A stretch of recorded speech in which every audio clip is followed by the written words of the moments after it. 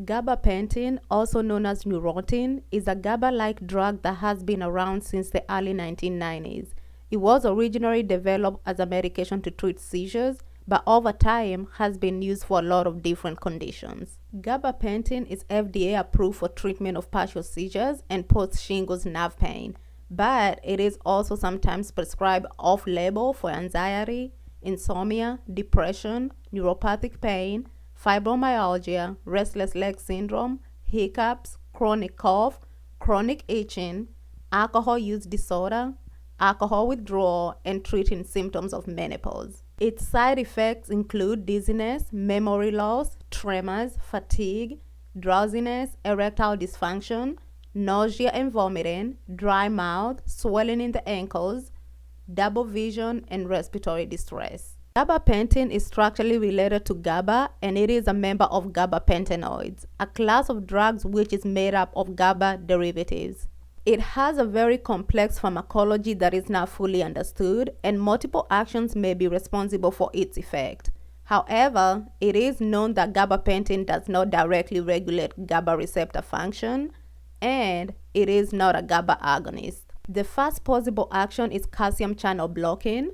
High affinity gabapentin binding sites have been located throughout the brain, and it is believed that gabapentin acts on voltage-gated calcium channels, specifically alpha-2 delta-1 subunit, to inhibit release of excitatory neurotransmitters. Alpha-2 delta-1 appears to be connected to pain relief, anxiety reduction, and anticonvulsant activity. The second possible action is that it increases glutamic acid decarboxylase activity, which improves the conversion of glutamate to GABA. Concentration is an issue with this mechanism, but studies have noted both an increase in GABA and a decrease in glutamate. Glutamate concentration action appears to be connected to alcohol dependence and withdrawal.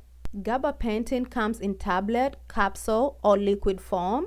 It can be administered from 1 to 3 times a day, with a starting dose of 300 mg a day and a maximum recommended dose of 3,600 mg a day. The dose should be gradually increased to minimize side effects. Gabapentin effects usually last for 5 to 7 hours, and peak effect starts in 2 to 3 hours. Of note, the immediate release and the extended release formulation are not interchangeable with each other.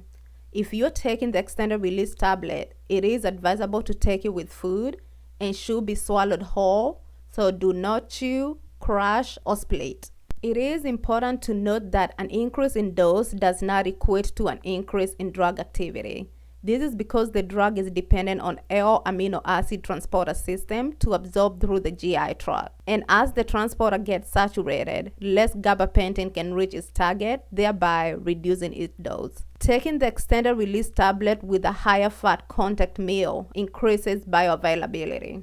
There has been an increase in recreational use, which has made prescribers to be more careful in prescribing it. In fact, some of the states have made it a controlled substance.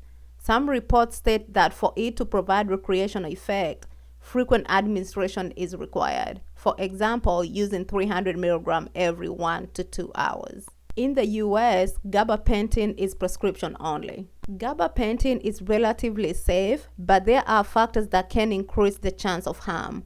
Combining with other central nervous system depressants such as benzodiazepine, opioids, and alcohol can be deadly. Also, since gabapentin relies on kidneys for elimination, kidney impairment can make common doses potentially dangerous. Gabapentin use in renal impairment can lead to negative changes in mental status, drowsiness, and coma. Some deaths related to gabapentin have been reported, and there have been several overdoses that could have been fatal if not for quick medical attention, and likely due to the reduced bioavailability at higher doses. Signs of overdose include blurred vision, slurred speech, significant sedation, and can lead to death. Withdrawal does exist with chronic use and should be withdrawn gradually, at least over a week, to minimize the potential of increased seizures frequency in patients with epilepsy or other withdrawal symptoms such as tachycardia, irritability, confusion, and diaphoresis. Thank you for watching. If you have any questions, feel free to leave them in the comment section. Until next time, stay healthy, and remember, health is the greatest wealth.